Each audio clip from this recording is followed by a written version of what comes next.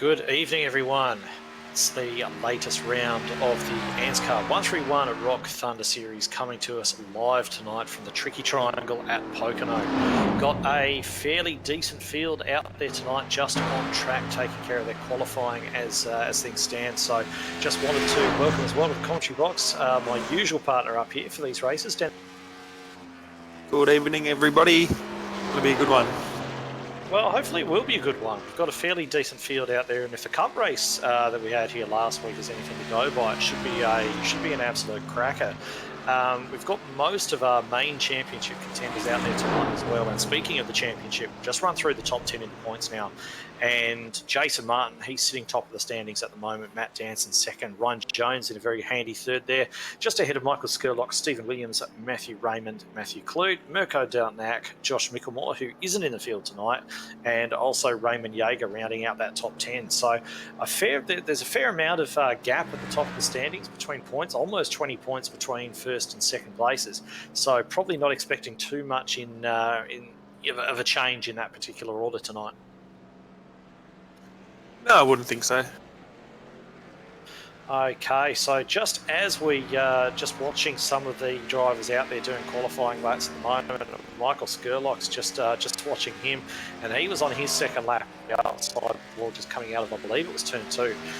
Just looking at the standings at the moment, we have only got 3 minutes worth of qualifying left to go, and we've got Jason Martin sitting top of that particular order as well. Raymond Jaeger having just completed a lap to slot in there to second. Mirko Dautanac there in third, fourth, Norman Clark, Stephen Williams, Michael Scurlock, Matt Morris, Kai Sloggett, Hamish Gallagher, and Matthew Raymond rounding out your provisional top 10 as it sits at the moment. Of course, there are a few drivers remaining to do laps, not least of which is Matt Danson, who we haven't seen out on track yet. So Ryan Jones as well was very, very quick in practice, and Darren McKenzie can also pull a quick lap when the mood takes him. So not all said and done yet.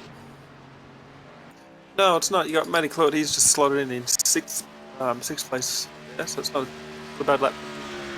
All right, so we've actually got Matt Danson on track at the moment, actually. He's just started his first lap.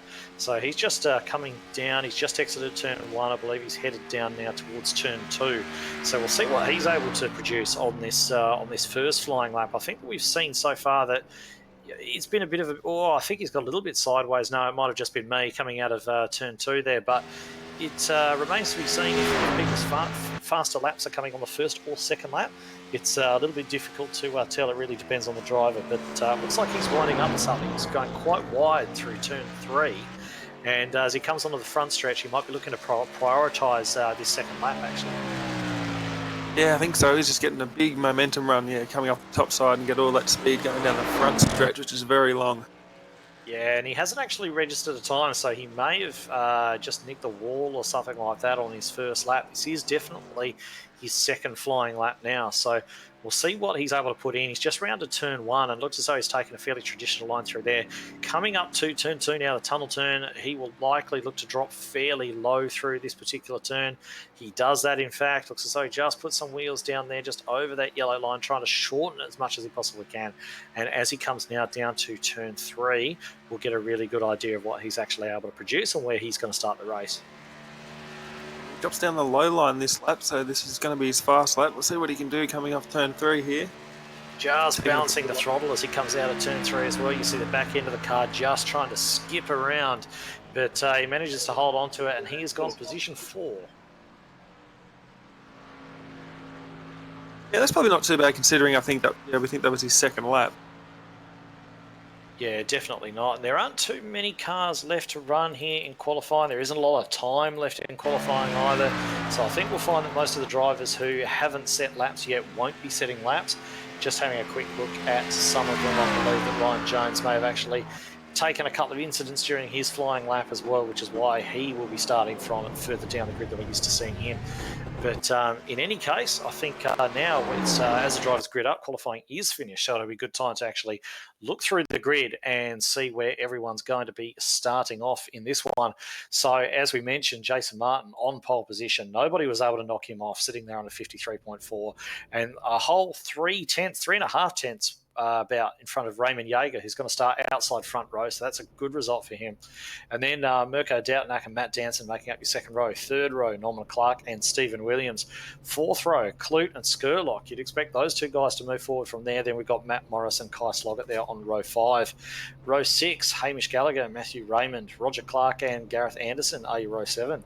Row 8, Matt Hunter and Michael Latter. Row 9, Tristan Koch and Ryan Jones. Then we've got Darren McKenzie and Mark Johansson. And rounding out your field of 22 drivers, so 11 rows worth, we've got Scott Butler and Lee Kildulis. Yeah, so 22 all up. If we can get them all to the grid, they're just lining up now. And I don't believe Scott Butler's actually likely to be taking the start here. I can't see that he's actually got that car out on track at the moment, and neither has Kildulis. So it looks as though that perhaps that back row not going to be taking place, which means that your last start is going to be Mark Johansson there in P20. So unfortunate for those two guys, they haven't been able to make the grid by the looks. That's not to say that they won't be able to start from the pit lane a little bit later on, should they be able to. It looks as though we're going to have 20 cars rolling off behind the pace car.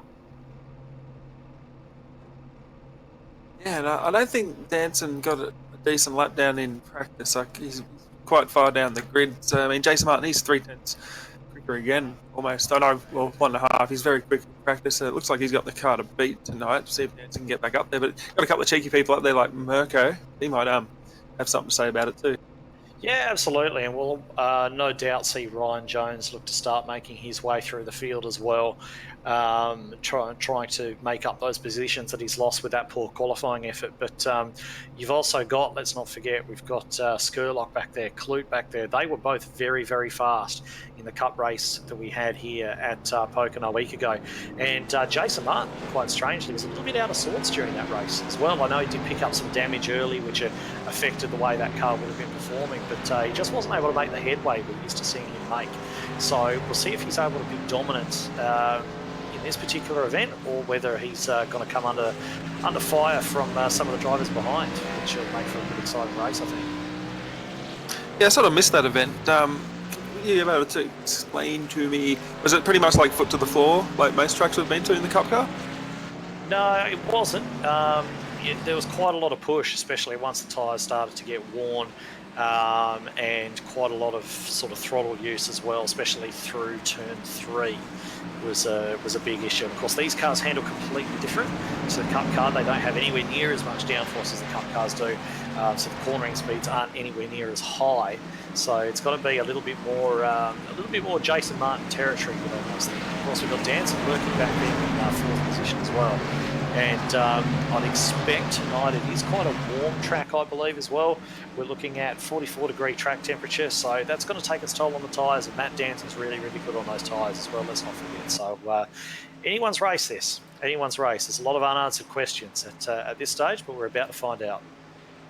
Yeah, I think there's already a good battle going to happen pretty much as soon as the green flag. That's between Stephen Williams, Matty Kloet and Michael Scurlock, 6th, 7th and 8th. Yeah, looking forward to that one. They're all usually sort of fairly close in pace, those ones, so it should be a fairly good battle.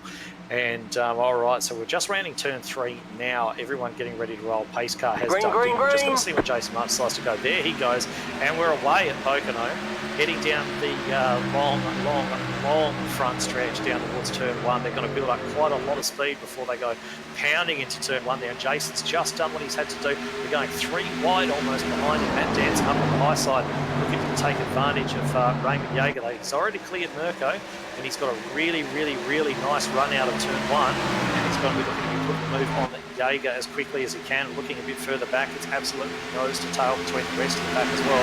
Almost hard to know where to look at the moment. Yeah, it is, and yeah, Danson got a great start there. He just put the foot down and went on the outside and didn't give it up, and all of a sudden he's up into 2nd. Yeah, he's done that before, hasn't he?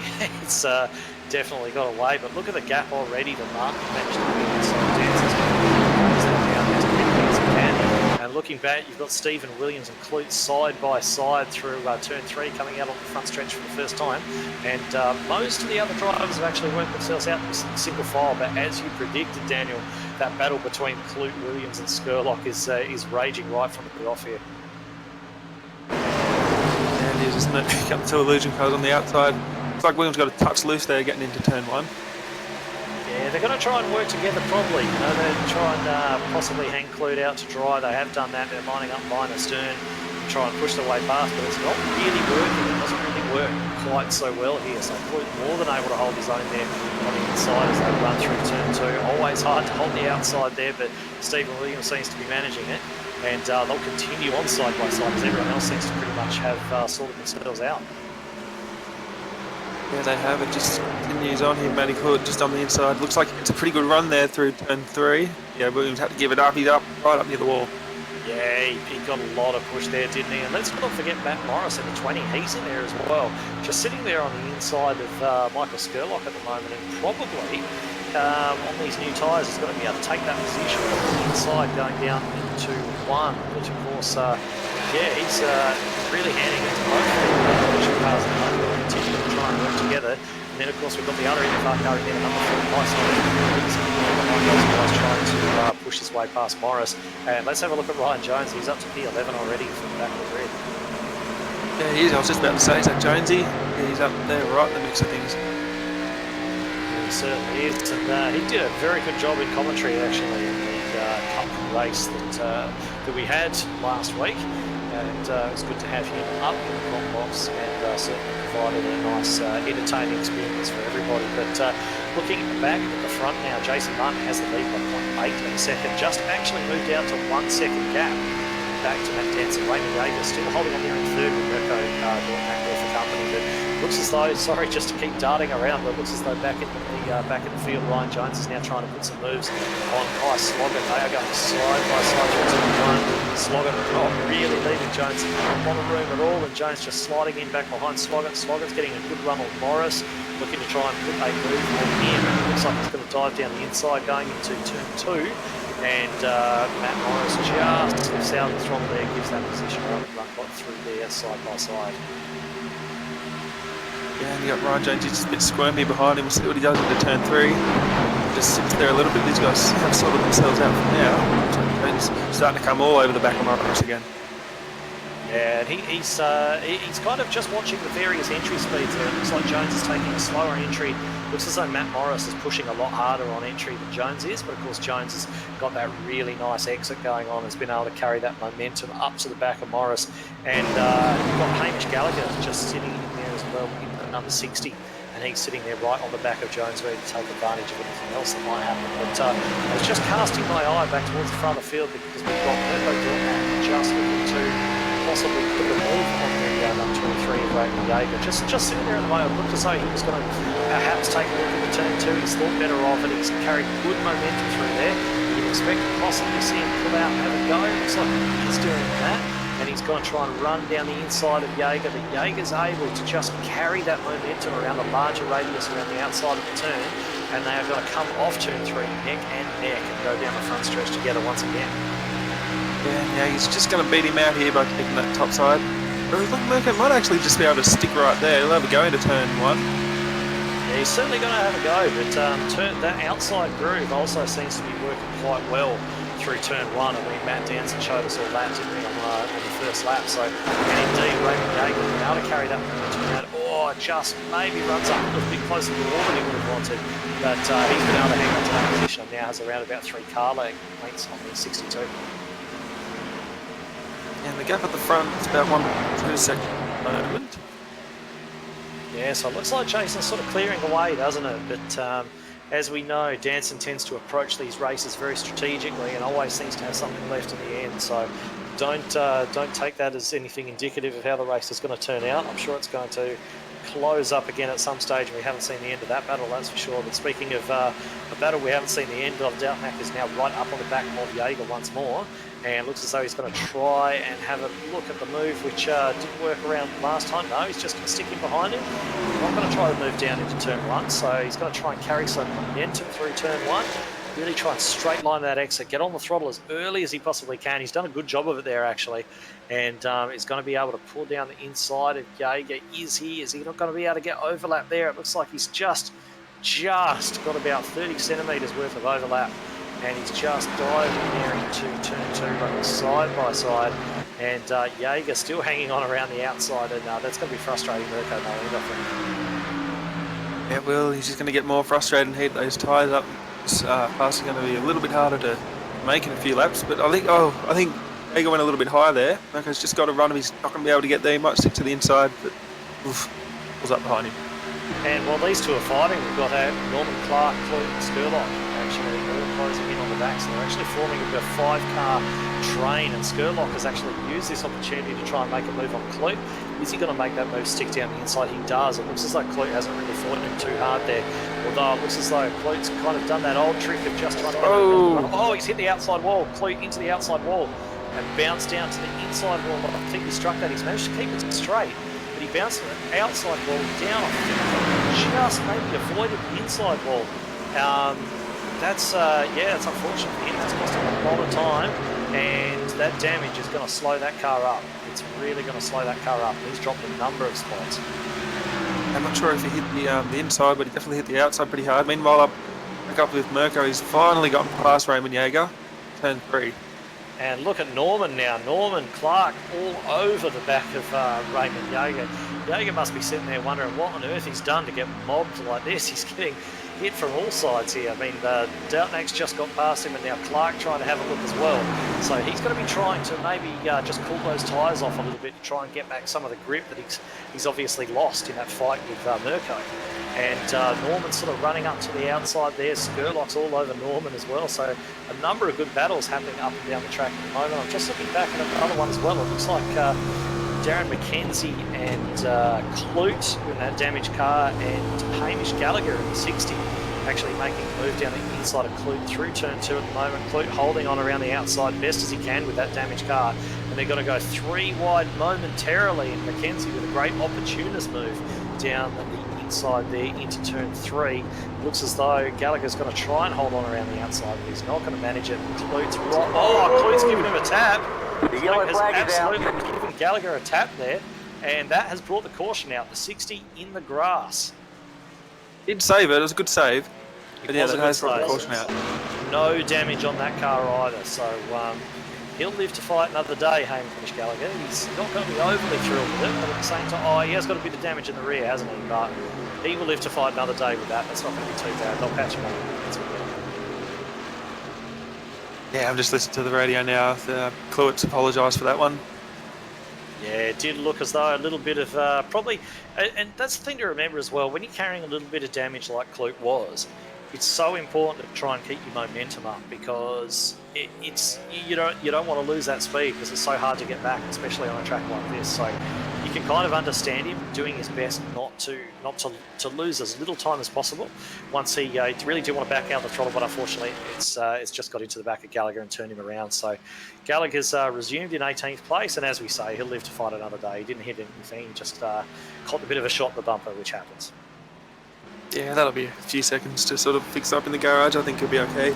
And yeah, once you hit the wall like Kloet, I mean, it can take a couple of laps to sort of feel your car out. So he might have thought, going to 10-3, he's sort of got it under control. He knows what he can do, so he's just racing a little bit harder, and that's just unfortunate. Well, the good thing about that caution from Kloet's perspective as well is that going to allow him to actually get some repairs done. So the crew can actually get to work on that outside guard and look to get that fixed up. But looks as though all the cars just forming up now behind the pace car. We're going to have a rush down the pit lane. Everyone's going to come for tyres. There's absolutely nothing surer than that. Perhaps you might see one of the ballistic racing team cars stay out. They've been known for their adventurous strategy calls before. But I think in the main, we're going to see just about everybody coming for tyres now. Yeah, I think so too. And just before that caution, I noticed Jason Martin had gone out 1.4 second lead over the 10 laps. Yeah, he's certainly shown some great pace so far in the race. Certainly nobody else has been able to live with him at all. And this is one of the cars that Jason drives quite often. He drives this car quite a lot, and he also likes the truck. And he doesn't drive so much of the Cup car. We've seen his results in the Cup this year probably bear that out. He's only won one race so far, which for Jason, you say only can win one race, but for Jason, that's fairly unusual. In fact, the only repeat winner we've had in the Cup Series this year has been Matt Danson there in the 30, and he's only won the 2 races. So it's been a very even season, but Jason Martin has really been on form in this particular series. He's won all of his races on quite fast tracks as well, and he's way ahead in the championship. 19-point buffer over the man right behind him, Matt Danson. Yeah, and this season is sort of coming up to a close. I know the calendar looks a bit weird, but sort of fudged that at the start of the year. That was my fault. But yeah, this is a sort of split series, so it is ending soon. Yeah, there's not too much. I don't think we're going to see. Matt Morris has just stuffed up his pit entry there and had to reverse and sort of correct himself back into his pit box. But everybody else seems to be getting service okay at the moment. Martin is away. Scurlock got a great stop. Look at that! Wow. He's jumped Jaeger and Danson and everybody. He must have got an absolutely perfect stop. But all the cars come filing out there now together, and I think that really the only real big mover there was Scurlock. We've got Stephen Williams and Matty Kloet still there in the pits, looking as though they are repairing for some damage. Matt Hunt is just making his way out right now. I'm just trying to find Hamish Gallagher as well to see, yeah, he's still got a little bit of that dent in the rear. He probably doesn't even really know about it. But front end of that car, the fenders, the sides, all the important aerodynamic bits are still where they should be. So I think he'll be okay. Yeah, I didn't catch what happened to Stephen Williams, but he's got a bit of a graze on the right front and a bit of ding in the back. Yeah, I'd imagine he got up into the wall. It's very, very easy to do here. Of course, it's not guaranteed that's what happened, but in terms of the most likely things that could have happened to him, that's probably right up there, I think. All right, so just having a look now, looks as though nobody did stay out. So everyone's got to be on the same age, nice fresh tyres coming out of the pits. Just having a look back to have a quick look at Kloet, who's back on track. Looks as though he has taken quite a bit of repair there on that outside guard. It is still a bit crinkled, but it's nowhere near as bad as it was. So he's definitely taken some repairs there. And also looking back at Stephen Williams, he's still got quite a bit of visible damage on that car. It's possible the crew's done all they can with it, but it's definitely far from perfect. It won't be worth much trade-in, that's for sure. No, it doesn't look like it. The left side looks pretty good though. But yeah, we'll just have to see what happens. Alright, so pace car lights are still on. The cautions take quite a while here at Pocono. We'll just run through the order as they came out of the pits. Top 10 at the very least. So Jason Martin retaining the lead. Michael Scurlock with a great pit stop up there in second place. Matt Danson drops to third. Jaeger holds on to fourth. Roger Clark, didn't he get a good stop? He's up there in fifth position. I don't know where he came from. We didn't even see him. He's right ahead of his old man, Norman Clark. Then we've got Mirko Dautanac. Ryan Jones up. He's up in eighth position, well inside the top 10 now. Matthew Raymond and Darren McKenzie in a great looking new hyperdrive livery. Running that for the first time tonight. So, yeah, he's up there in 10th place at the moment. Yeah, just having a look at Roger's stop. He only took right sides. Okay, well, that's an interesting one. I would have thought that most people did go for the four tyre stop, so that's a fairly adventurous strategy. Maybe sort of hoping that in about 10 laps another caution comes out and he can make a net gain out of that. But I'd say that's a fairly...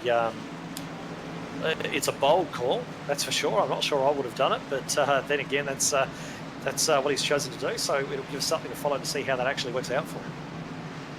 Yeah, I think even 5 laps that might work out for him. I think you see a lot of people come in after 5 laps. Yeah, we'll just have to see. Old move, but yeah, might get the job done. All right. Well, it's good to see the strategies mix up anyway. So it's always good to see people trying different things. And so on. So just looking back through the field as well, we've got only one car is not on the lead lap at the moment, and that is Michael Latta, who's 2 laps down. And that was because he did have some connection issues at the start of the race, actually, and had to reconnect back into the server and then come out and take to the track. So that's why he's 2 laps down. As we predicted, Scott Butler and Lee Caldwell did not take the start. But the last car on the lead lap is Stephen Williams at the moment, after taking all of those repairs. Just behind Matty Kloet and Matt Hunter is the other one as they go 2 wide, which, as we all know, all means that they've got 1 lap to go under the pace car before we go back to green flag racing. And because this track is so big, quite a long lap, I mean, a couple of cautions and Michael out can get the lucky dogs and sort of be back in the lead lap before the end of the race and end up with a half-decent result. Yeah, let's hope he can. I mean, let's hope we don't see too many cars drop off the lead lap, and that'll allow Latter, if we do get a couple more cautions, to get his spot back on the lead lap. And of course, we like to have as many lead lap cars as possible because it always makes for great racing. So all eyes on the leaders here, all eyes on Roger Clark as well, on those 2 fresh tyres, 2 old tyres. see how he actually gets on against all the fresh shod rubber around him. So also having a look to see how Michael Scurlock's pace can go now that he's actually free of that pack, and he's got some clean air in front of him as well, what he's able to do, if anything, about Jason Martin and Matt Danson. Yeah, I think he'll be able to stick up there in the top 5. He definitely seemed to have the speed over that last 10-lap run. I think with the clean air, he'll be able to sort of save the tyres a little bit more and might have a shot at him. Yeah, and Raymond Jaeger's having a good night, isn't he? Right up there. So, quite often he shows good speed and then various things might happen to him in the race. So, we're only a short way into this race so far, but hopefully he can keep it all together for a good result anyway. But just ready for the pace car to duck off. There it goes. Jason Martin now chooses him and he's going to go. He goes. Scurlock was sitting a little way back, actually, and almost has given his position to Matt Danson. Let's see if he can do what Danson did off the actual start of the race and run that top line right around the outside and perhaps carry some momentum onto the back straight, maybe look to attack Martin, but all the cars fanning out across this wide track behind, 3 wide back in the pack, and I almost don't know where to look, just watching Scurlock at the moment. He's managed to carry some momentum onto the back straight. Danson's going to have to settle in behind him. Roger Clark keeping a good account of himself, at least through that turn 1, sitting right up there on the back of Jaeger as well, but Martin has bolted out to I'd say he's probably about a 7 or 8 car length leader. Yeah, he has. I'm just having a look back in the pack. They've all fan through turn 2 pretty well. They were almost 3 wide during it. Yeah, it's on back there, isn't it? I'm just looking at Mirko Dautanac inside of Ryan Jones, just in there behind Roger Clark. Darren McKenzie trying to get his nose in there as well. One of the MFR cars, I think it may have been Sloggett, has actually just put his wheel over the curb on the inside of turn 3. Just saw that MFR car just bobble up in the air.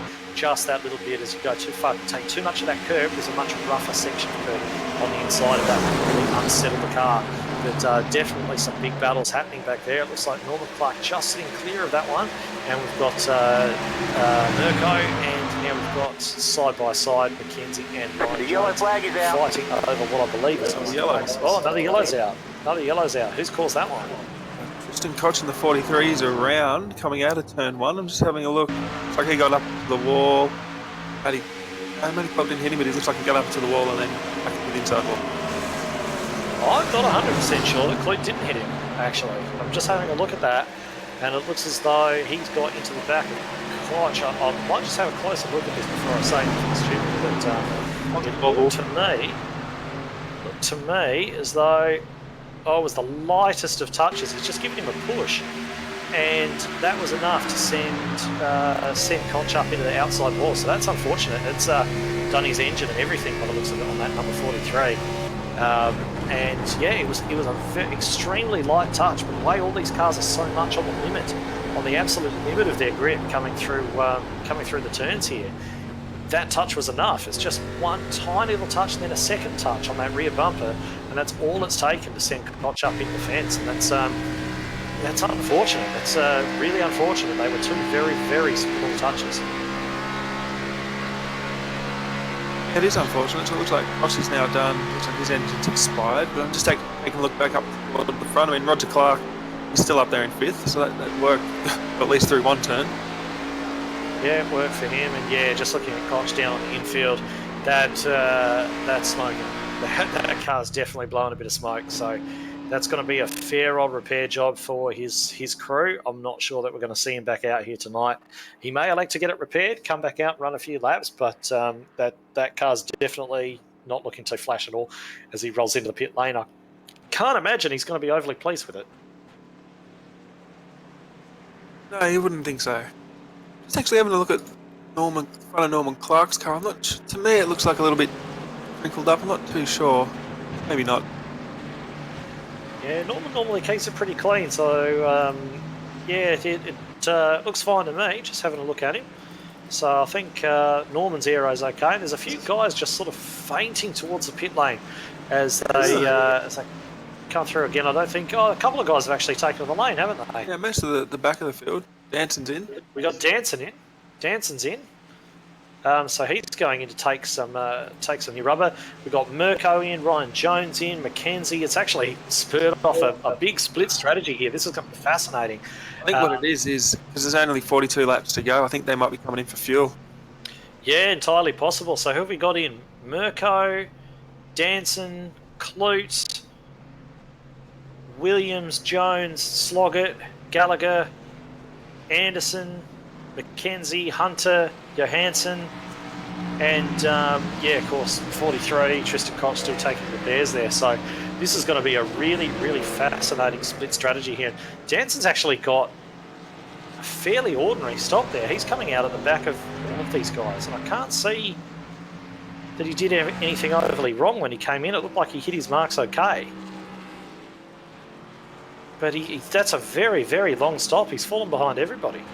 So I'm not quite sure what to make of that. But anyway, he's back on the move now, just ahead of Mark Johansson. And he's got it all to do. Yeah, I'm just taking a look at his stop now. He's taken 4 tyres. Most other people have taken tyres too, so I'm not sure. Just maybe he got pinged on the way in and had to stop there. Yeah, possible.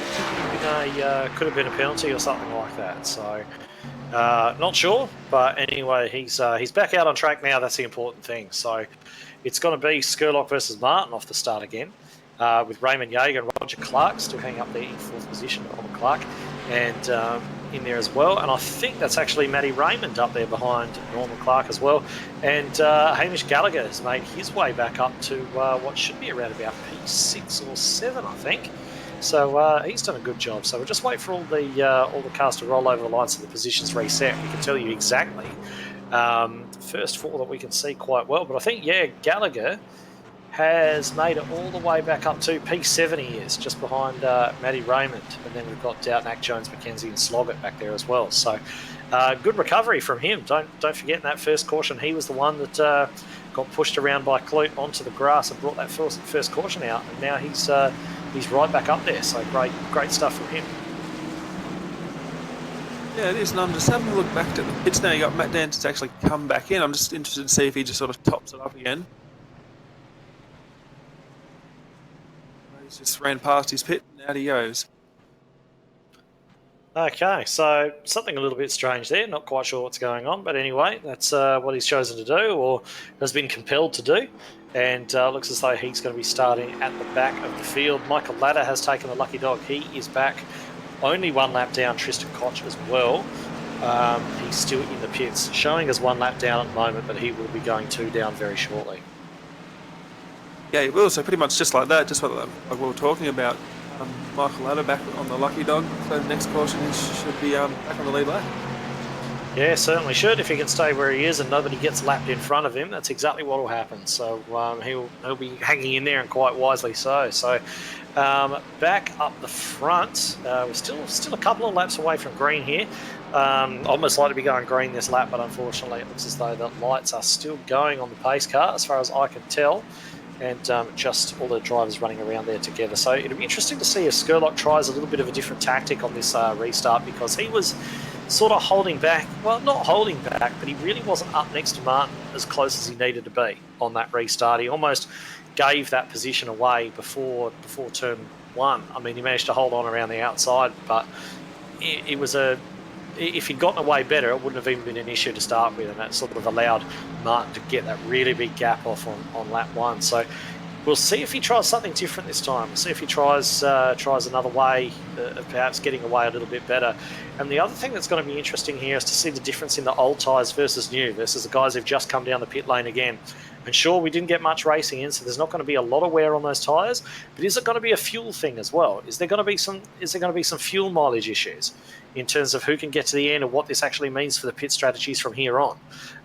So it could be that these guys, by coming into the pits again, have committed one way on a strategy, and the guys that are staying out have actually committed another way on a strategy. So it's going to be fascinating to see how it all plays out.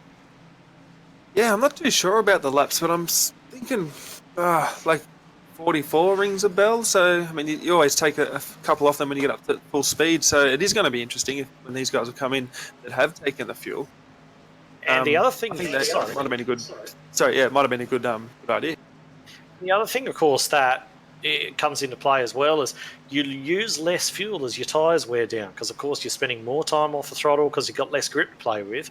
So your fuel consumption actually improves as your tyres wear out. So that's another factor for them to take into consideration as well. But either way, they are 2 by 2 now, just getting ready to go. We've still got the full field of 20 drivers who started running, although I believe we still have got Tristan Koch there in the pit lane. He is still in the pit lane, but he looks as though he's hanging in and wants to get back out there. So the full 20 cars that started are still in the race, and 19 of them are lined up right now behind the pace car, getting ready to go green. Just waiting for that pace car as it comes through turn 3 to peel on off. And it's going to be Scurlock that I'm going to be watching this time to see if he's able to make a better fist of it on that outside line than he did last time. Green flag, green flag. He's gone, they're off. Yeah, Jason has gone and they are off. And I have to say, Scurlock didn't really do much more compared to Martin on that particular start, but Danson wasn't there, and Jaeger didn't get away anywhere near as well as Danson did the first time. So that has allowed Scurlock to slot there in the second, Jaeger third. Roger Clark still on those 2 tyres. He's still carrying 2 tyres from the start of the race on that Camaro. He's sitting there in 4th place, coming under a little bit of pressure now from Matty Raymond and Mirko Dautanac. Looks like he's making a move down the inside of Raymond actually as we speak, as they come down to turn 2. I think it's Ryan James made an aggressive move on the outside of turn 2 there. I think it worked, or he's at least up on the side of Norman Park now. With Kai Slugger as they go 2 wide into turn 3. Gaggle there. Yeah, I'm not sure I'd be wanting to go around the outside of Kai Slugger into turn 3. I know that much. He's known for being quite aggressive, especially on those opening laps on the fresh tyres, and I'm not sure I'd be pulling that, but he's got away with it anyway. And now Slugger and Clark side by side coming down the front stretch. And Norman did a good job in turn 3 there. He actually did the apron, I think. Yeah, he pretty much got out of it because he knew he was going to send him up into Ryan Jones, so he got out of it. Lost him a few positions, but the car's still straight and off he goes. Yeah, that's the wisdom that comes with the experience that man has. Like a real race car for sure. Knowing when to back out of it, knowing when to throw all his weight into it. But Mirko Dautanac just moved around the outside on Roger Clark. Oh, Roger looked to get real skatey there coming out of turn 2, and that's going to allow Mackenzie to get a run on him as well. Perhaps those 2 tyres aren't working as well for him as perhaps he wanted it. Mackenzie's got the back of him. Roger's held it. Roger's held it. Roger's not going to be happy about that. He's not. It looks as though Mackenzie might actually be redressing. I think he's letting Clark go by. He's redressing it. Yeah, he is. But even so, that's cost Clark a bunch of positions. And I think it was just born out of the fact that Mackenzie just had almost 4 fresh tyres. Had so much more grip than Roger Clark had on those 2 tyres. And just Roger had to check up a little bit. His apex speed wasn't quite as high, and Mackenzie's just misjudged it and got into the back of him. I mean, good on him for redressing, but that's cost them both a lot of time, and it's cost Clark a lot of positions. He's down there in 10th now. He was right up there in 5th place, I think. He just dropped down onto. So, yeah, Mackenzie making a move down the inside of Roger Clark now. Does it cleanly and gets in there past Gareth Anderson as well, as does Clark. And he's just given Mackenzie a touch back as well. No. The outside wall, and Anderson into the side of Danson. And it looks as though we're going to stay green, but I think the old red mist might have descended a little bit on Roger Clark there. Yeah, I think so. Looks like Danson's not in too bad shape. He's got a little bit of damage to the right front, though. Yeah, it's cost him a couple of positions as well, because he was kind of making his move through. And yeah, Clark, I think, just getting a little bit frustrated, a little bit impatient there. Jagged the outside wall and then managed to collect the guys on the inside of him. But I must say, great job from everyone to keep it green, because that had caution written all over it. Yeah, it did. So it just sort of broke everyone up a little bit, but they're all pretty much still close together. I'm just taking a look now at Ryan James. Got Kai Slugger moving underneath him, going through turn 3. Yeah, this will be a good little battle. bit of right front damage. Yeah, this will be a good battle, won't it, between the 2 of them. They are 2 of the most aggressive guys in ANZCAR, Kai Slugger and Ryan Jones, and they are running side by side down the front stretch. Just went through turn 3 side by side. They're going to be side by side through turn 1 as well. probably by the looks of it. So we'll see how this battle turns out. Ryan Jones trying to hold up as much momentum as he can, really using that momentum around the outside there, turn one, and slicing down in front, taking that position. And just behind them, we've actually got two of the newcomers to ANZCAR, Hamish Gallagher and Matt Morris, going at it, going side by side as well. So great job from those two to be up there in the top 10. Yeah, it is. They're just coming into turn 2 now. Looks like Hamish on the outside. Just let that go. Good racing. Yeah. Very good racing. Smart move there. And speaking of good racing, we've got Darren McKenzie just playing the back end of Matthew Raymond, some very close attention. Nearly got to the back of him through the tunnel turn. And now he's got down his inside through turn 3. Also Raymond just possibly getting out to the dirty stuff there, just offline a little bit. But he's managed to just slot in there behind McKenzie. And I think we're going to see McKenzie draw away now because he's actually had quite a bit of pace in that 75. And of course, he's recovering from having redressed things with Roger Clark earlier on. Yeah, he's not happy about being down there in 10th, so he's going to try and get back up with those guys. And he's not too far away from about 5 of them, actually. No, he'll probably make his way forward from there, I think, although he has got Matty Kloet in front of him. He's showed a lot of pace because he's carrying that damage.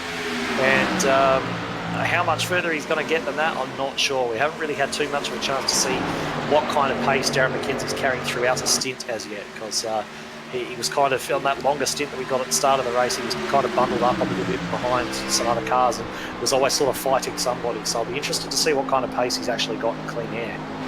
Okay, this 5th place position between Kai Sloggett and Ryan Jones is heating up. Each time was a massive moment coming out of turn 2. I don't know if Ryan Jones could the wall there, but they're almost 3 wide. Morris looking to go 3 wide. I think they're going to do it. They do. Oh, here we go. And yeah, like you, I wasn't quite able to tell whether Jones nicked the wall, but he's going to be trying to hold that. And what a move! What a move from the newcomer Morris. Straight down the inside of those guys, holds them up where he needs to, breaks their momentum. They haven't been able to get on from the wall coming off the turn because of the way he positioned his car right in front of those two guys. And he's just rounded up two of the most aggressive guys in the business in one move. That's fantastic. Yeah, it is. Yeah, that was an awesome move. Tell you what, I'm impressed with Kai Sloggett because it looks like he's got a fair bit of damage, especially to that front splitter on the right-hand side, but he's doing pretty well. And Jones has just jagged the wall there on the outside as well. It's almost been quite a mature drive from Sloggett so far. Quite often we see he's very, very aggressive, but can sometimes get into trouble. But he ran side by side with Ryan Jones for a good few laps there, and no contact made or anything like that. It's been quite a mature drive so far, even if he is carrying a little bit of damage. I think he's really used his head tonight so far. It's good to see. It is. He got Jones there, just a block, I think it was, on Gallagher. Yeah, Gallagher had a good run there, didn't he? And Jones didn't want any of that. He's thrown the block. But I don't know how much that damage is actually going to affect him, although there's quite a few cars out there carrying very similar damage to him at the moment. And thankfully for Gallagher's sake, he's not one of them. He's got that bit of a bend on the rear from his earlier contact, but all the fenders and all those really aero-sensitive bits on the front of the car seem to be in really good shape. I'm just having a look at the standings. So Scurlock's fallen back down to 4th. He's 3.6 seconds off the pace now. We've got Mirko's up in 2nd, 1.8 seconds behind Jason Martin. Okay, so I didn't expect that. We were kind of so busy watching what was going on in the midfield, we didn't have a chance to look at Scurlock. I'm just having a quick look at him right now, and he has got a fair bit of damage on that outside front, so I would hazard a guess to say that he's actually got up there into that outside wall as well, and that damage is really costing him some aerodynamics and therefore speed, because Morris is all over him as well. Sloggett's catching him, and he's going to be coming under fire from those 4 cars behind him. We've seen how racing they've been so far, and Scurlock is about to be coming under fire from all of those guys very, very shortly. It will be. Just what a great drive by Morris. He's doing very well. He's doing outstandingly well, actually. Very, very impressed to see this newcomer come into ANZCAR and do such a good job. He's raced clean, he's raced hard, he's put on great moves, made good positions. He's doing a fantastic job so far. He is, and he's up in 5th position at the moment. I reckon he'll get 4th pretty soon. Looks like Scurlock is suffering from that damage. Yeah, it's going to be 4th, isn't it? Yeah. Here he goes, right up there behind Michael Scurlock. This is how he's going to jink out into turn 1, take that position. Oh no, Scurlock. Scurlock's going, no, you're not, rookie. No, you're not. You're just not. But I think that pretty soon Scurlock's not going to have a say in that, because he's got that damage, and it looks as though Sloggett is going to push Morris right by him. Yep, just as they go into turn 2. That job done. Oh, he gets on the apron a little bit early. I think Morris was setting him up the track a bit. Now got Sloggett. Oh, they touched. Sloggett looking down the inside there as well. He's got to the side of Morris. They gathered that up quite well as well, but you know, he's gone in there, he's taken both of those positions. Scurlock now has got to be looking to get that back around the outside. He's not given up, is he? Coming around the outside, Scurlock, but they're going to go side by side down the front stretch. Might get a look at the moment to see if Morris has picked up any significant damage from that. But in the meantime, Sloggett and Scurlock, that's surprisingly hard to say back to back, going side by side down the front stretch. And Scurlock hanging on around that top side. Yeah, Morris doesn't look too bad. A little bit of a crinkle on the left front. Nothing too bad. All right, no problems at all. Oh, we're just about to get touched there. Haven't we?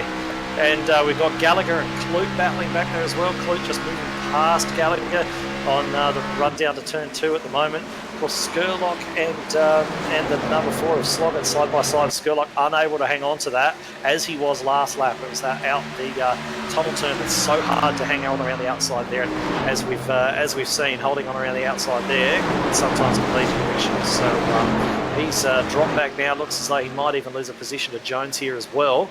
And then he's going to have Kloet for company.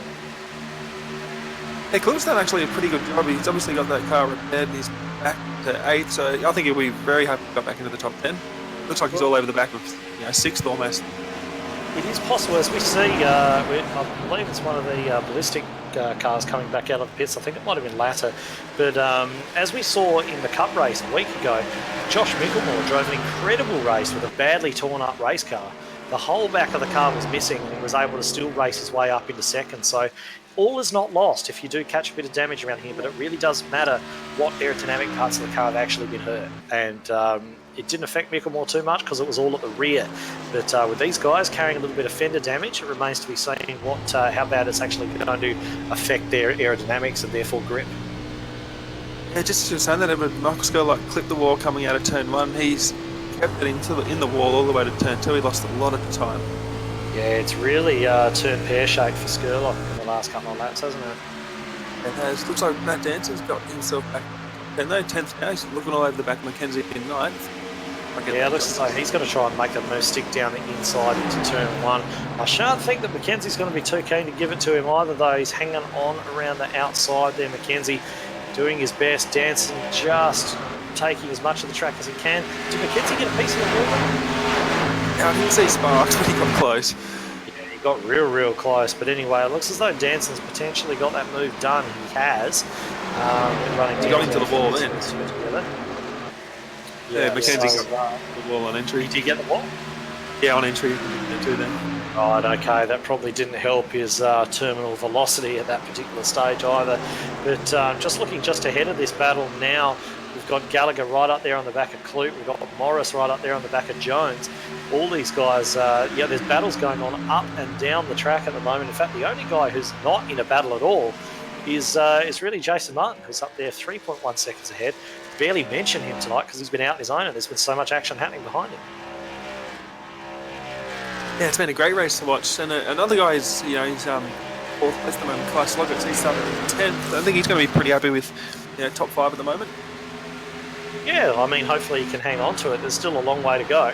But we've seen a few of his trademark aggressive moves so far in this race. But we've seen, as we were saying just before it all started to get really racy with Morris earlier on.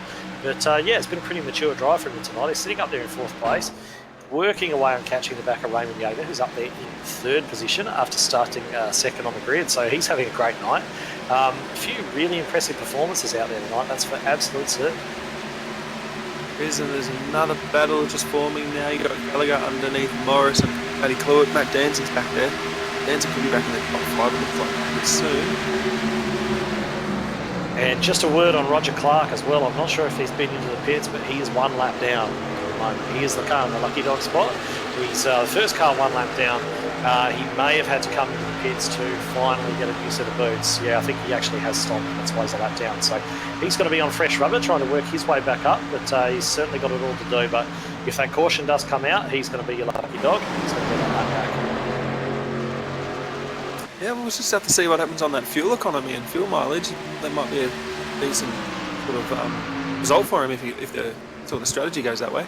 Certainly, and there's an angry-looking battle pack forming up right now behind Hamish Gallagher in the number 60. We've got Danson in behind him, and then what have we got? We've got Morris, Kloet, McKenzie, and Norman Clark. And it looks as though Matt Danson looking to make a run on Gallagher, and Gallagher may just be sticking high here and not fighting too hard for that one. Looks as though that's exact. Oh no, he's hanging in there around the outside, but he's probably going to look to slot in potentially behind Danson if he's unable to carry the momentum. Oh, how close was that between McKenzie and, what was it, McKenzie and Kloet? Bit of contact back there.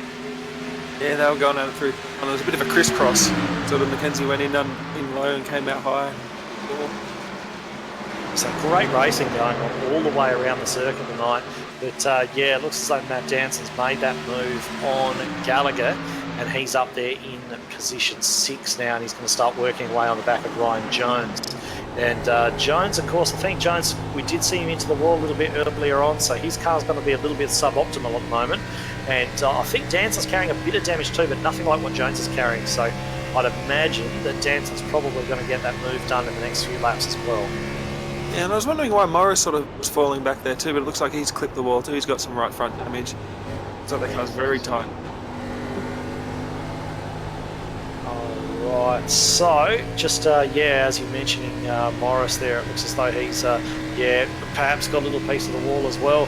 And a couple of guys have actually got past him, but he's still having a great run. Still having a great run up there. He's running I believe it's P9 at the moment, just behind Darren McKenzie. And I must say that Danson's not gapping Gallagher as fast as I thought he was going to.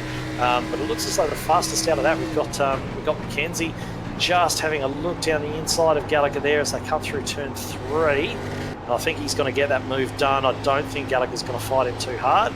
Indeed, he hasn't. Looks as though we've got a car headed for the pit lane as well. It's like one of the Illusion cars. Michael Scurlock has finally decided that car's going to need some attention, and he's rolling down pit lane, just trying something on the strategy and getting a little bit of work done on that damaged car. Yeah, we're just hearing Matt Danson might be fuel saving, sort of clutching to turn 1. Yeah, that wouldn't be surprising actually. We were talking earlier on about how it might be borderline on fuel. Of course, we've got Jason Martin. He's sort of going the other way. He's pulled out 4.4 second lead on Dautanac. But Danson trying, obviously, to make the end on fuel. So he's going to be looking at his fuel numbers. I'd say a few of the other guys now are going to be starting to look at those fuel numbers fairly closely as well if they're looking to run to the end. Of course, we are over half distance now. We're on lap 30, just starting 39. Lap 39 of 60. So there's not too long to go now. A few of these guys probably planning to make one more stop, and there's a few of these guys probably looking to try and make the end on the tyres and fuel that they have.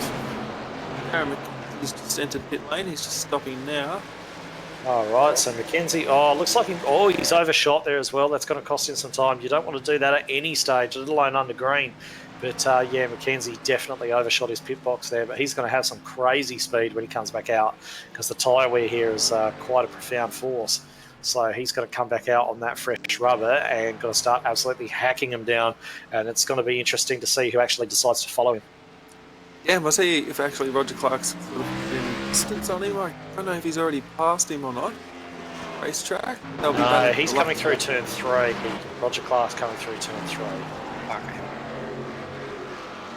So coming up onto the back of, I believe that's Matthew Raymond and Michael Latter. Quite a few guys coming down the pit lane now. Who have we got in there? We've got Gallagher in, Kloet in, Steve Williams in as well. So those 3 coming down the lane together. And yeah, well, they're obviously looking to sort of cover off what Scurlock has McKenzie has done. And Scurlock, who pitted earlier on. So those guys are going to get some fresh rubber on there as well, and you'd imagine that they would be easily able to get to the end from here. Yeah, Kloet's only taken the right side though, so he's gone. Going to leave Stephen Williams there. And Gallagher too. I don't know if he took 2, but he seems to have been the gap on Williams. No, he was about that far ahead when he came in, so I think those guys have taken 4, and I think that Kloet's maybe gone the 2. So bold strategy there, but if he pulls it off, he might get a net gain out of that. So that was worth a try. And just wanted to give a quick shout out to the 00 of Mark Johansson. He's just been sort of circulating there fairly anonymously there tonight, but hasn't really made any mistakes worth the name. He's got a bit of damage on the back of that car, so he's obviously been hit by somebody. But he's still rolling around, keeping it clean, nice consistent lines, and if he keeps on doing what he's doing, the speed will come. And he's coming to the pit lane now as we speak, actually. A little bit of a lock-up after the pit lane line. It'll be interesting to see if he actually managed to get down to the speed limit. But that yellow 00 rolling down the pit lane now. It looks as though Matt Hunter and Norman Clark are also in the lane. Yeah, well, Mark, has copped a bit of a knock there in the back. It's pretty punched in. Matt Hunter's just left his pits. And Martin is in. Jason Martin, our race leader, is in the pits as well. So this is going to be the crucial one as well, because we want to see around about where Matt Danson just passing Martin now. So that's going to be a fair old lead that he's going to have. If he's looking to go to the end, Martin's going to need to drop the hammer. That's for absolute certain. So we've got Danson going through turn 1 at the moment. Martin is still on pit road. Just getting those tyres done, just looking at Slogger. He's overshot his pit bay a little bit. Kloet's on his way out of the pits. And Martin is underway, and Matt Danson is already entering turn 2. So he's got about half a lap on Martin. So Martin's going to have to get the foot down. But if there's one thing that we've seen so far during this race, it is that Martin's got plenty of pace in that number 21. So let's see if he's got to chase him down. Chases on. Yeah, so what's about 18 laps? I mean, that's still a fair amount of time. I'm not sure what happened to Kloet there, because he did before and took 2 tyres. I don't know if he came back to take the lefts. Yeah, he came in for an extra stop. Okay, so anyway, we're going to see this. Battle now. Well, this strategic battle as it plays out between Danson and Martin. Just about everybody else has decided to go the Martin route and get some fuel and some tyres. And so they're all going to be out there. So Danson is going to be potentially the slowest car on the track, but he's also got that lead. And realistically, you'd expect Martin to provide the biggest challenge to actually taking that lead away from him. But there are plenty of other drivers out there who are going to be wanting to do the same thing. So if a caution comes out now, that's not going to be... I mean, it's not really going to hurt Danson too much, but that strategy is going to go out the window. He's going to have to come down because he's going to lose that big gap to everybody in front. But there's not a whole lot of battles out there on the track. Those pit stops have actually really kind of spread everyone out a little bit. And there's lots of cars kind of running on their own and in like twos and so on, but they're not really running that close together. The only real close battle I can see out there is Matt Morris, and he is actually looking down and has just made a move on. I'm just waiting to see who that is. Oh no, it's Roger Clark coming past Matt Morris, I should say, so that's not a battle for position. No, and yeah, Raymond Jaeger, he pitted just about a lap ago, so he's just dropped down into fifth place. Yeah, I think that pretty much split everyone up, and now that everyone's on new tyres, they're going to have sort of like pretty much a lot of grip, so yeah, you might not see that caution. All right, so let's monitor the gap anyway. Let's take a look, because we've actually got Matt Danson out the front. He's 21.2 seconds ahead of Jason Martin. So we'll have a look at the time as Matt Danson comes across the line. He'll be coming across the line at this time, just coming out of turn 3 at the moment. He comes across and his lap time is a 57.198, so 57.2, give or take. Now we've got Jason Martin. He's coming through turn 3 as well. And we're going to see first of all, what the lap time is and then what the gap is. And he has done a 53.754, and he's taken 3 seconds out of Matt Danson that lap. So with 15 laps to go, he's going to catch it. Yeah, he can do it. And not only he can do it, I mean, he's not going to keep taking 3 seconds a lap out of Danson. As you know, the advantage out of the new tyres is quite big, but then they kind of degrade, and they plateau a little bit. So he's not going to be taking 3 seconds a lap out of Danson every single lap. He might be doing it for a while, for about 5 laps, and then the gaps between the performance of their tyres is going to begin to narrow, and that's what Matt Danson's going to actually be counting on. And if it doesn't, then it's going to be difficult, because he's not going to be able to. If he's losing time at that rate, he's not going to be able to hang on to that lead. And of course, we've actually got out there at the moment in second and third Matthew Raymond and Matt Morris, who I believe have not come to the pits either, but they're about to definitely... No, it looks as though Morris is in. Morris has come in, so Raymond is not too far away from losing that position to Martin either. He's lapping in the 58s. It looks like Jace picked up about 2 seconds that lap, but he's dropping off a little bit. Yeah, Martin's it will likely catch him though. I mean, there's not much between them. I mean, Danson is just coming through turn 2 now, and Martin's just... The yellow flag is yeah, out. Cautions. Oh, caution's out. So that changes everything. So who was that? Can anybody see who's actually just having a frantic look around the track to see? Matty Kloet's in the fence coming off turn 1, I think. Right, okay, Matty Kloet perhaps.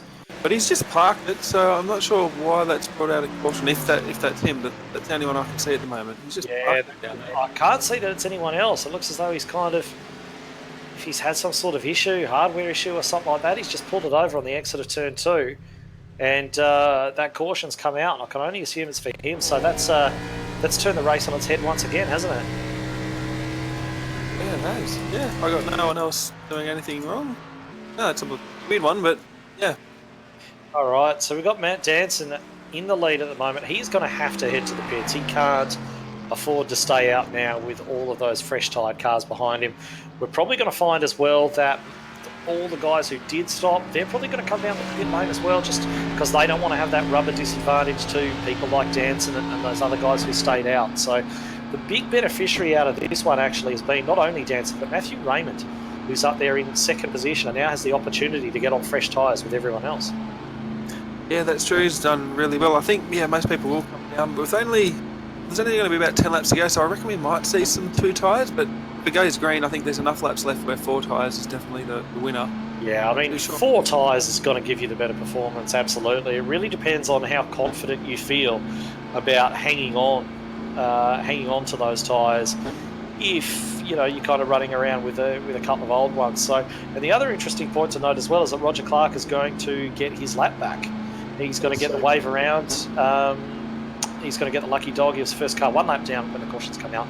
So he's going to get back on the lead lap as well. And we know he's going to be fired up after what happened earlier on. So he's going to try and fight his way through. He passes the pace car now, and he's going to come around, duck into the pits again, and rejoin the back of the pack on the lead lap. But all the leaders coming in now: Danson, Raymond, Jason Martin, Jaeger, Scurlock, Mackenzie, Gallagher, they're all coming down there together.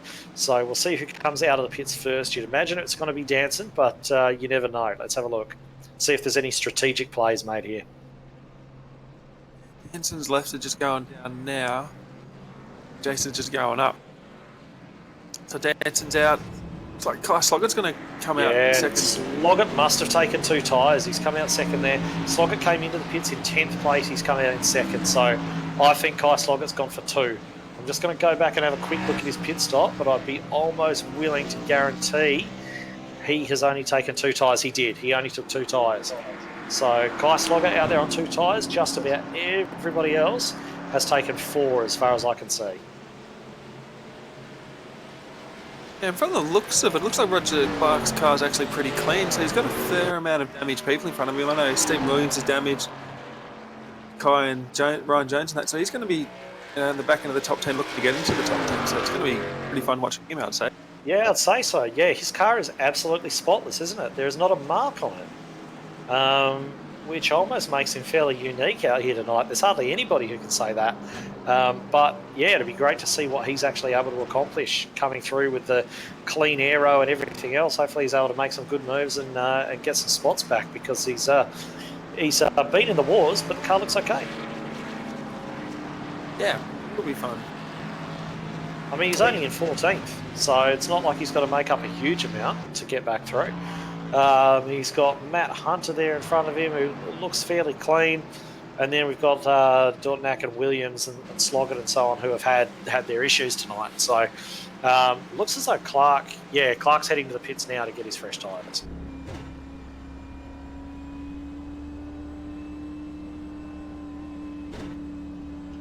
Out of all that, I just looked at that and I thought, geez, Jason Martin's dropped back a fair bit, but he's just back down in 5th now.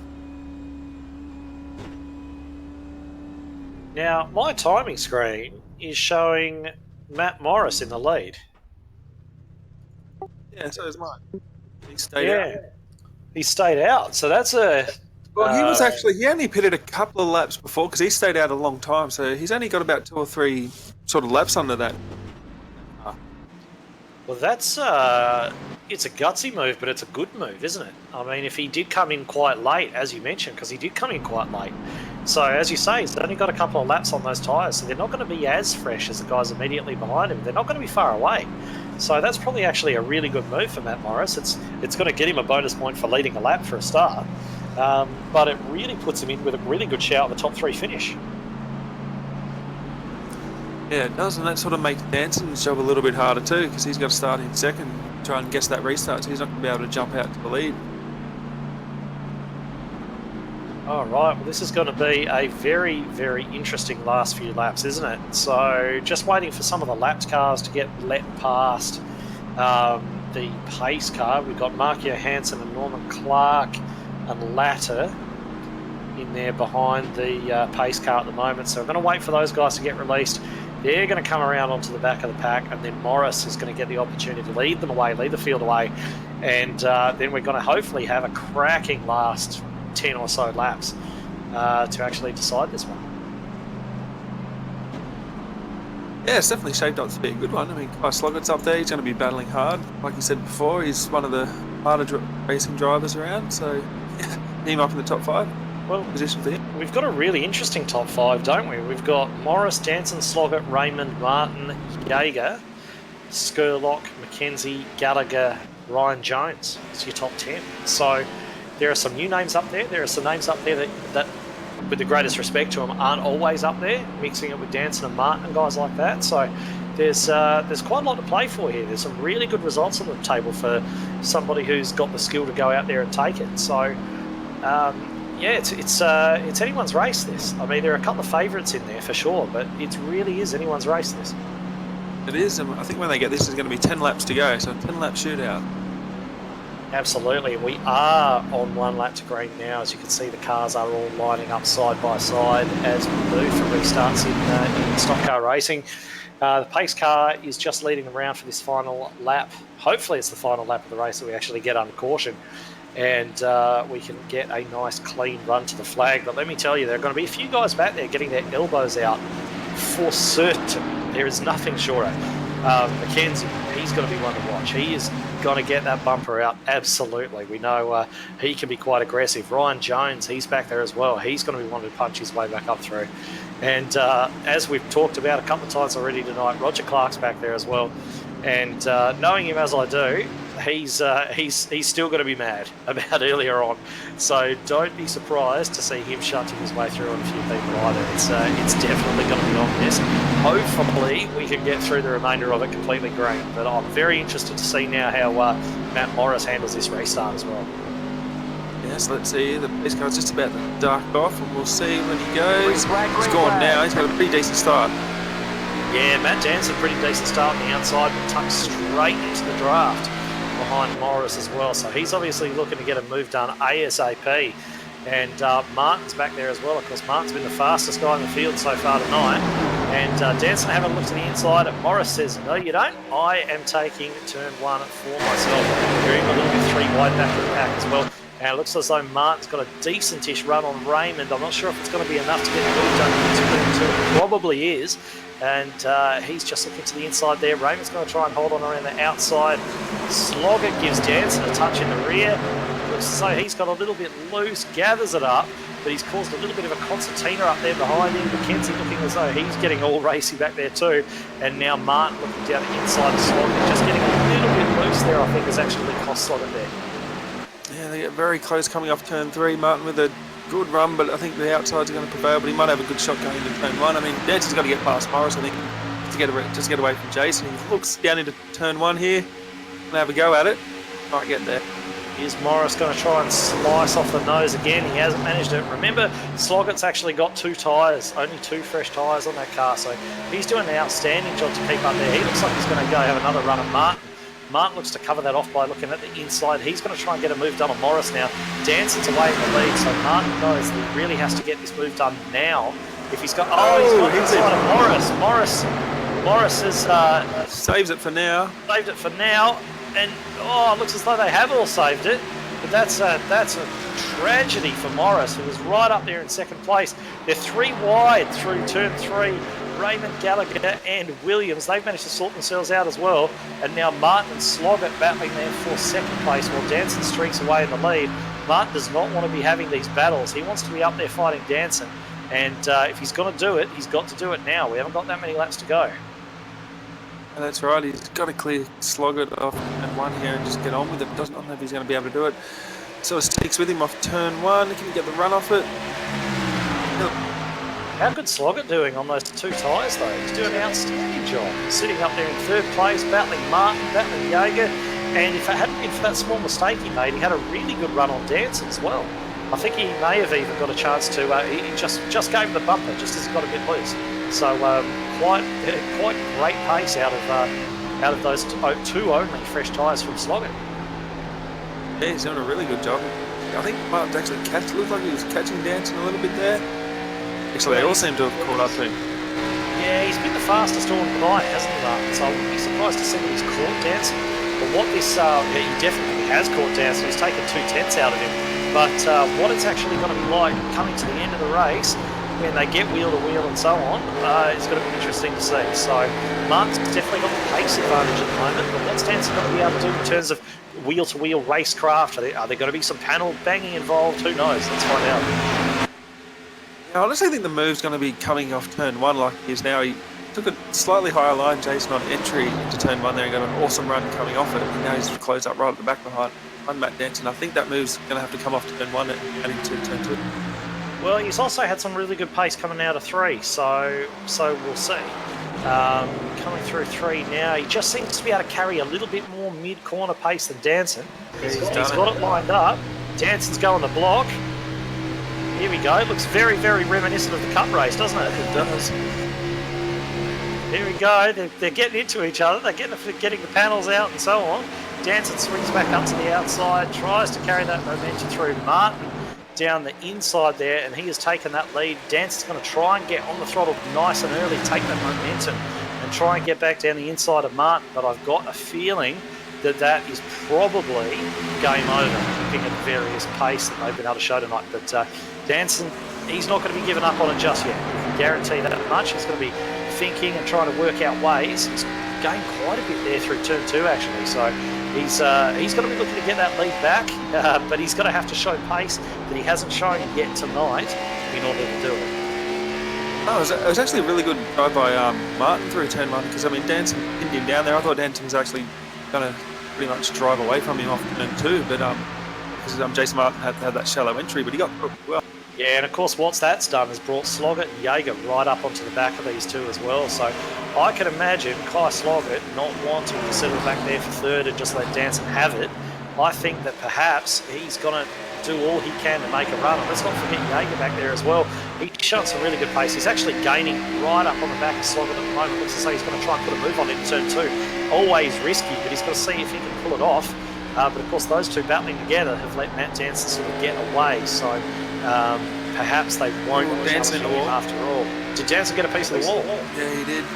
All right, well that pretty much puts an end to his challenge to Martin, I think we can say, with some certainty. But whether those 2 guys behind him got anything for him, let's wait and see. They're almost too busy battling one another, aren't they? Yeah, they are. It's just been a great run by Sloggett.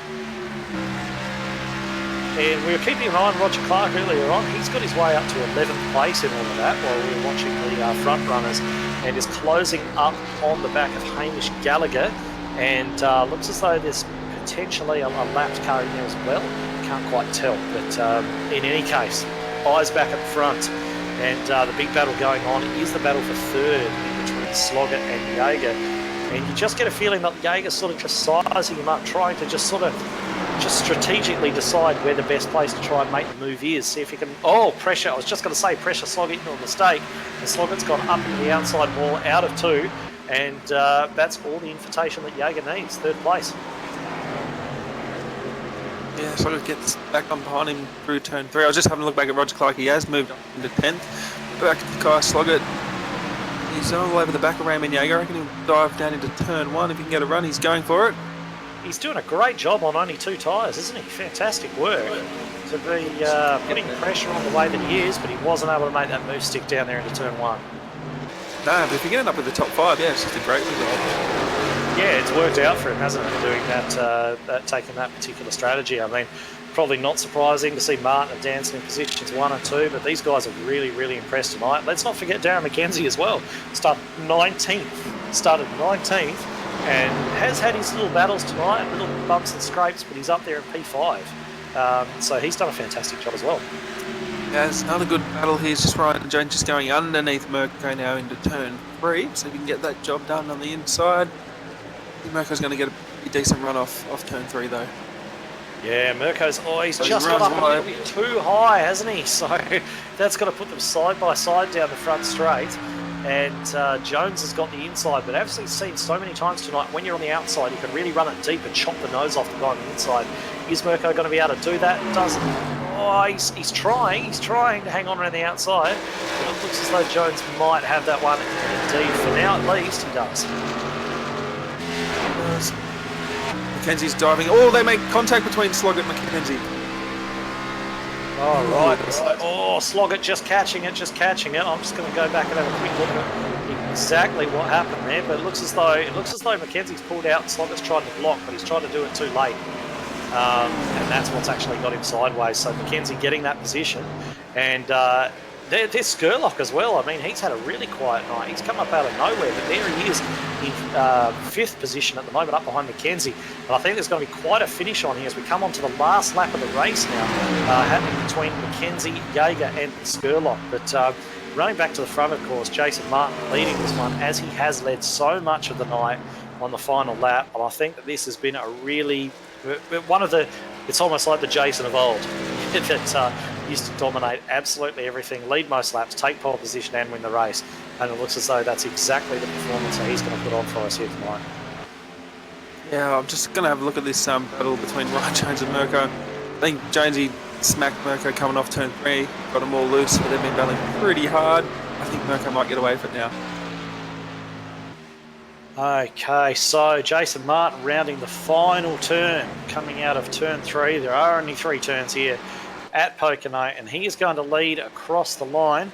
And fantastic victory there, dominant victory there from Jason Martin, having to fight his way back through after that last restart. Matt Danson coming home a world as their second. Jaeger there in 3rd, fantastic drive from him.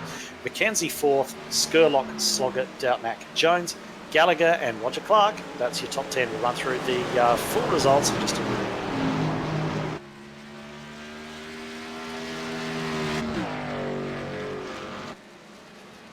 Yeah, that was a good race. I thoroughly enjoyed that. Yeah, Pocono has really turned it on these last couple of weeks for the Cup and for the Thunder round here tonight. They've both been great races, lots of battling, a few unexpected names sort of putting in really good performances as well. Some fancy guys struggling. You know, it's been really, really it's been interesting. It's been exciting. It's been strategic. It's all the great things about stock car racing. So what we might do just before we jump into some interviews, Jason Martin, he's just heading up to the front straight now to pop some winners' burnouts. And we'll just run through the full finishing order. So as we mentioned earlier on, Jason Martin leading Matt Danson home, Raymond Jaeger 3rd, Mackenzie 4th, Scurlock in 5th. Then we've got Sloggett, came so close to a top 3 there, didn't quite get it done at P6. Mirko Dautanac, Ryan Jones, Hamish Gallagher, great result for him.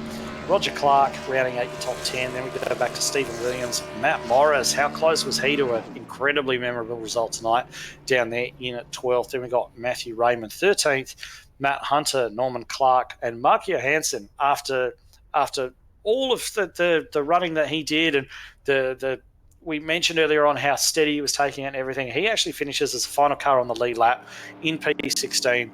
And then we've got the lapped cars, Latter, Kloet, Koch, and Anderson rounding out the field of 20 drivers tonight.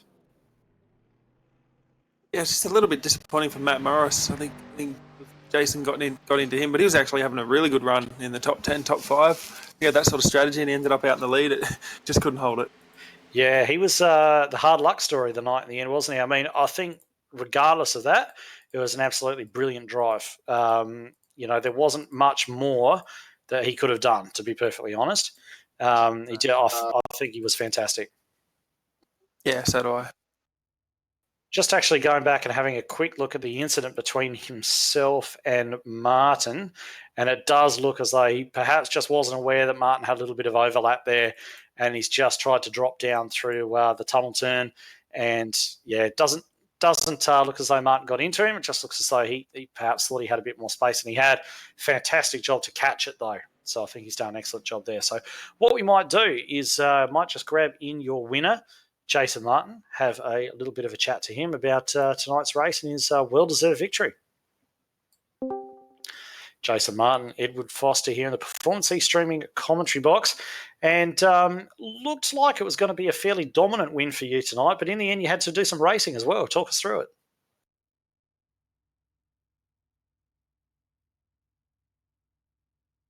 We haven't quite got you there, Jason. Sorry, can't hear you.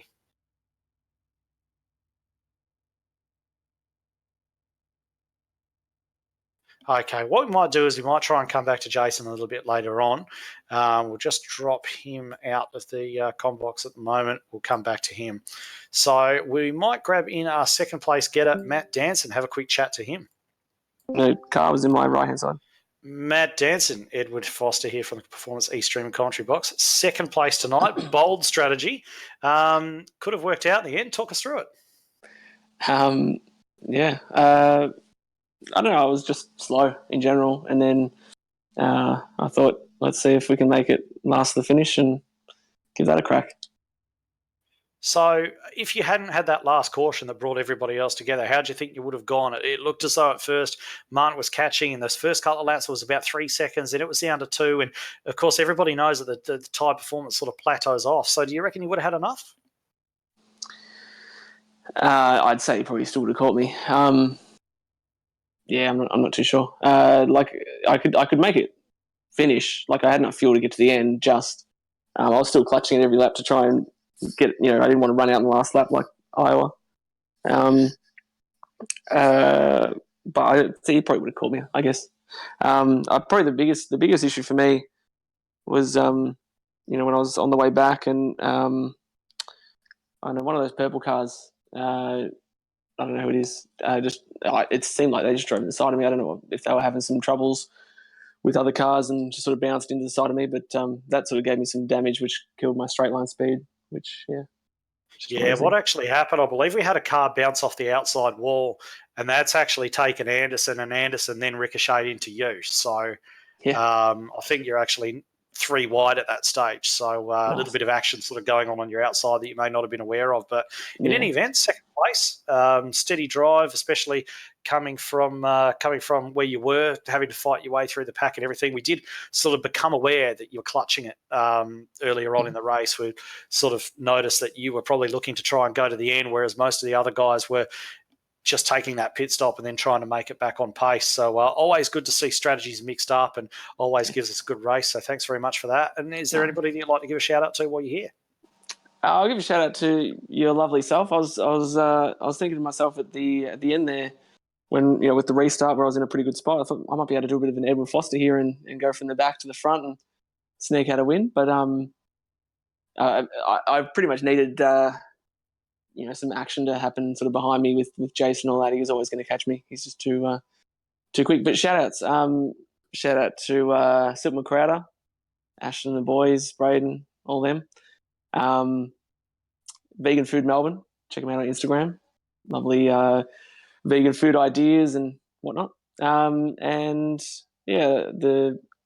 Performance E-Streaming, you guys commentating. Hopefully it was a fun broadcast. Hopefully the race was somewhat interesting. That'll do. Certainly was a great race to watch and always central to the action. Matt Danson, thank you very much. That is your second place getter, Matt Danson, tonight. So what we might do is we might bring in who I believe is most likely a very happy third place getter, Raymond Jaeger, and I might let you do the honours, Daniel. Sure. Raymond Jaeger, Danny G here in the commentary box. How are you doing tonight? Hey, Danny. Yeah, doing well.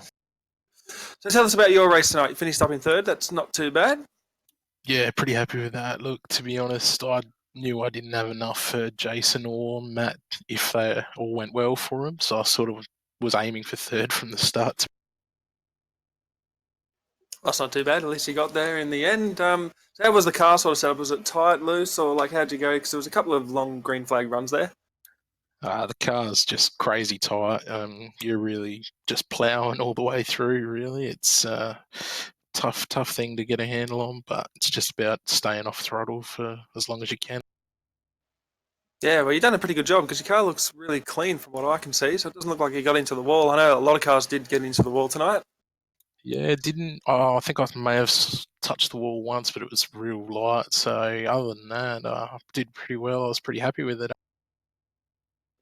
Yeah, that's good. I mean, qualified second, finished in third, so congratulations. And is there anyone you'd like to shout out to before I let you go? Yeah, I mean, Beast Racing helping me out during the week, get some practice with the lads. Race Spot for sponsoring us, and also I think it's Destinations. There's a couple others, but that's all right. They're the Cool, man. Well, I'll let you go, and yeah, hopefully we'll catch you in a couple of weeks. And congratulations on third place. perfect. Thanks. I'll be here in a couple of weeks for sure. Sweet. All right, so that was Raymond Jaeger, your third place getter. Very, very pleased with his night's work, as you can well understand. And what we might try and do is we might try and get Jason Martin back in here now. We just had a couple of audio issues with him earlier on, but I'd really like to hear from our winner, so let's actually try him again. Jason Martin back in the Performance E-Streaming commentary box. You got a copy? Yeah, should be working now. All right, excellent. Can hear you loud and clear. So great result for you tonight. Had to do a little bit of racing there at the end, which didn't necessarily look as though you were going to have to do all night tonight, such was your pace dominance, I suppose. Can you just talk us through the races you saw? Yeah, it was pretty comfortable until them yellows, and then it got pretty interesting. All right, because you did have quite a lead out there, and you notice we sort of noticed that the lead was building and building and building. I mean, was that something that you were deliberately doing, trying to actually build a gap to give yourself a bit of freedom on the pit strategies, or was that your natural pace? What kind of strategy were you running at that stage? Yeah, I was going flat out at that stage because I didn't know whether Matt was trying to save fuel or not, so I didn't know if he could make it to the end, so I knew I had to go as hard as possible. And talk us through when you came out from that last pit stop. Of course, we had I think it was Sloggett there. He took only 2 tyres, and you came out behind. I think it was Matt Danson, and there was I think Matt Morris was actually out there leading the race at that stage as well, and there was a little bit of a nudge going past him. So just talk us through that. Yeah, I was alongside him the whole way down the straight, so I had the inside line, and he just came down into me. So not much I can do about that. Fortunately, didn't bring the caution out either, and you guys were able to race to the end and able to obviously catch up and overhaul Matt Danson. It looked as though he tried to run a little bit of a block and make it a bit difficult for you down the front straight, as you'd expect him to do in the lead. But you know, it looked as though, from at least the few that I was watching from, as though you may have even made contact a couple of times coming down the straight. Was that the case, or were you just getting very, very close? Yeah, we definitely bumped a few times, but nothing happened, so all good. Yeah, that's stock car racing, as they say. So anyway, fantastic result, dominant victory. We were saying after the race that it's almost like the Jason Martin that we remember from the last few seasons, just leading from the front and not really having too much to worry about from behind. So is there anybody that you'd like to give a shout out to before we let you go and wrap this one up? Got to thank ANZCAR for putting on a great league. The boys at Mitch Motorsports, BK Designs, and Performance E-Streaming. Okay, thank you very much. That's Jason Martin, your winner here tonight at Pocono, and fairly dominant force that he's actually been in the championship so far as well. So, final thoughts, Daniel? Oh, yeah, final thoughts. I just thought that was just an awesome race. There was battles all over the racetrack, pretty much all race, and it come down to a lead pass for the lead within 5 laps to go. So yeah, good race. Yeah, both Pocono races have really turned it on. It's been a fantastic couple of weeks for ANZCAR competition in general, actually. So anyway, hope you guys enjoyed as much as we did. Certainly a fantastic race to call. Thanks very much to all the drivers for putting on such a brilliant event for us to all enjoy. And we will see you next time. We've obviously got the Cup race coming up from Michigan next week in the E53 ANZCAR Cup Series. And then we'll be back with the 131 Rock Series again the following week, as always. So until then, good night. We'll see you next time.